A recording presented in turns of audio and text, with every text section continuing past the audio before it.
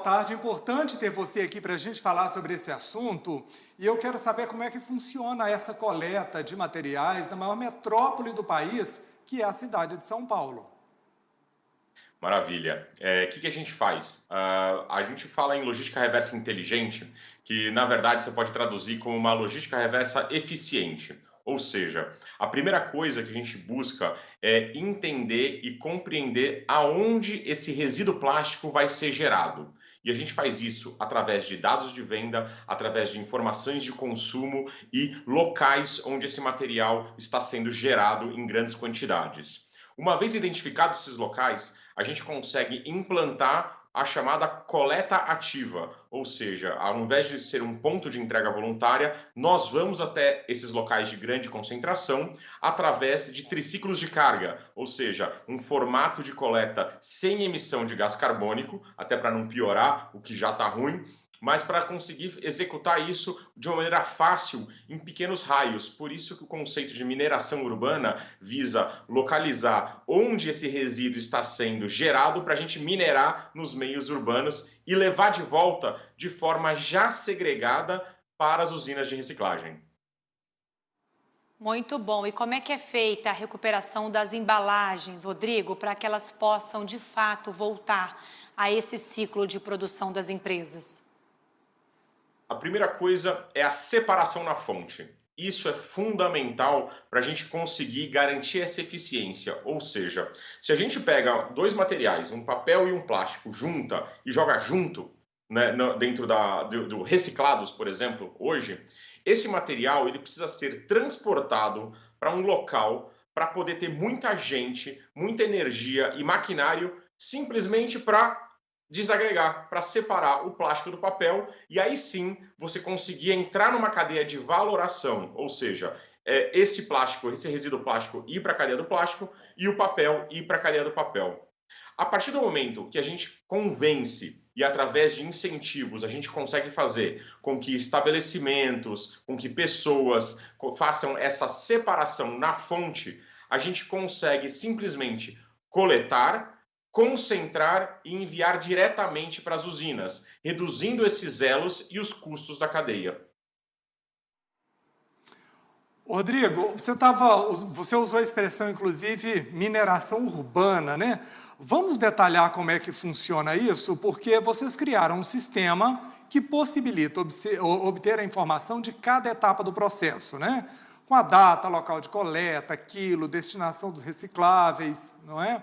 Conseguem mapear onde é que está a aquisição e o consumo dos produtos e leva uma forma de coleta até esse consumidor. Afinal de contas, as pessoas também não têm muito tempo, né?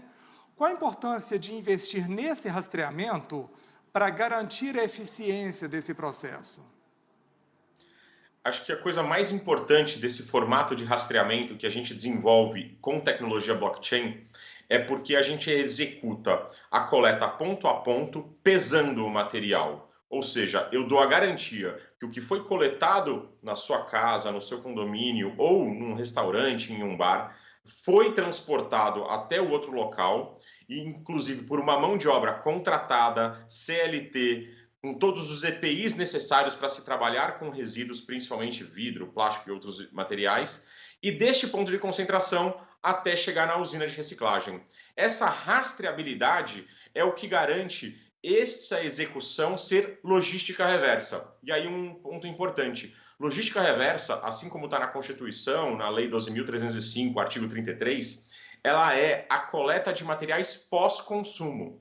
Ou seja, reciclagem é um grande movimento, só que logística reversa é só a reciclagem do que é pós-consumo. O que é pós-indústria não é logística reversa. E a rastreabilidade garante eu confirmar e garantir para todos os players que hoje, por lei, são obrigados a executar logística reversa, que esse material ele está garantido, está confirmado que ele pode ser certificado, pode ser dada essa segurança de ser de logística reversa. Bem interessante essa sua explicação, né, do que é logística reversa, do que é simplesmente descarte de resíduo, né, Rodrigo?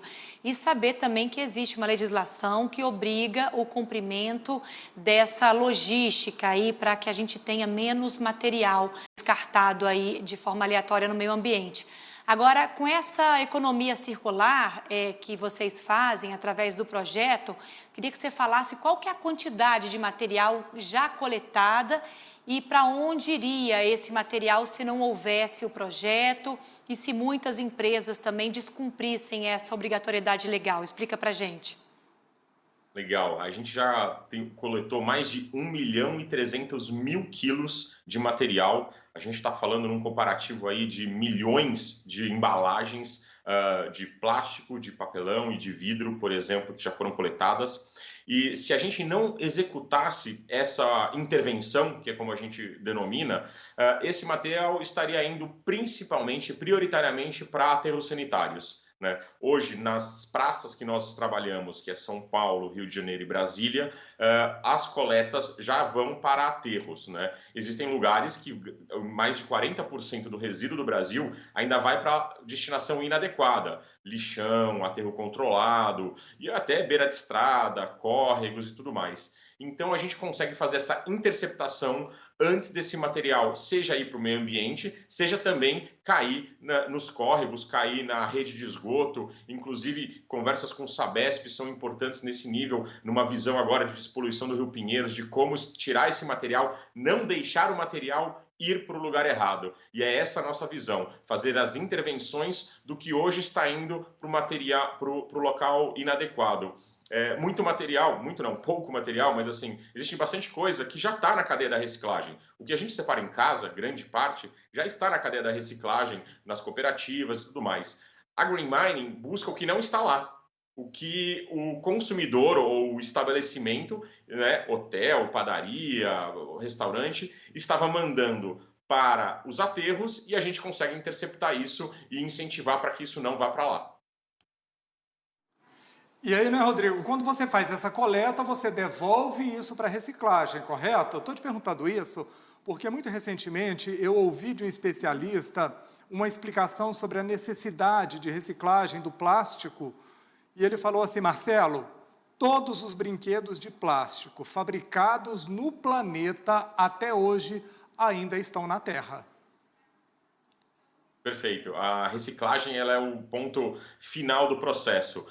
E a economia circular ela olha para diversos aspectos. O começo é a gente tentar não gerar esse resíduo. Então, fazer formatos de retornável, formatos de refil, mas se esse material, essa embalagem, geralmente embalagem de uso único, chegou a ser descartada, né, é fundamental ir para a reciclagem. Então, nós hoje nos relacionamos com mais de 6 usinas diferentes, sendo 3 delas só de plástico, para onde são destinados os diferentes tipos de plástico. O PET, o PEAD, o PP, ou seja, polietileno, polipropileno, o próprio PET. Então, cada um tem uma reciclagem específica, muitos deles vão gerar novas embalagens, mas muitos deles vão gerar coisas diferentes, que podem ser, por exemplo, materiais de ponto de venda ou até material de confecção. Existem várias opções de reciclagem, isso é bem legal, isso é rico, né? A reciclagem é muito criativa e rica nesse processo, e existem várias formas de fazer. E a Green Mining garante e mostra para cada cliente para onde foi o material dele. Então, ele sabe quem reciclou o material dele. Muito bom, bacana porque vocês ainda fazem essa triagem, né? Mandando o material para a usina indicada, o que reforça aí a importância dessa logística reversa de descarte de lixo. Rodrigo, muito obrigada, viu, pela sua participação aqui no Agronotícias, por trazer aí essas informações importantes desse movimento que a gente torce para que cresça cada vez mais. Boa tarde para você, obrigada. Obrigado, Amanda. Obrigado, Zé Marcelo. Um prazer estar aqui com vocês esta tarde. Pois é, Rodrigo, um prazer tê-lo aqui conosco também. Agora vamos falar